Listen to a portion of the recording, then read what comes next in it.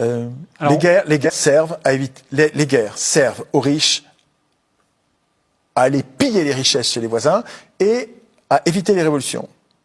Quand la révolution commence à gronder, on se débarrasse des révolutionnaires en les envoyant s'entretuer à la guerre.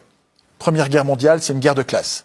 Première guerre mondiale, 14-18, c'est une guerre de classe où les bourgeois envoient les jeunes révolutionnaires qui voulaient l'impôt sur le revenu, c'était le début du communisme, c'était le début des idées socialistes, c'était le début de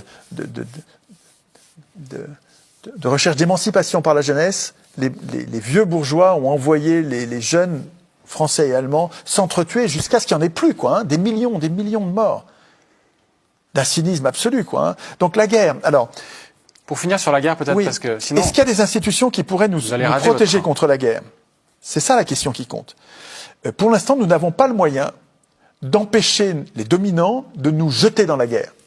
Et là, on voit que Macron, il nous jette dans la guerre. Il nous tire par les cheveux, il va nous jeter dans la guerre contre notre intérêt, contre notre volonté, même si on est violemment contre la guerre, il nous tire par les cheveux dans la guerre. Parce que nous n'avons pas le moyen de résister. Dans une constitution d'origine citoyenne, nous dirions pas de guerre sans référendum.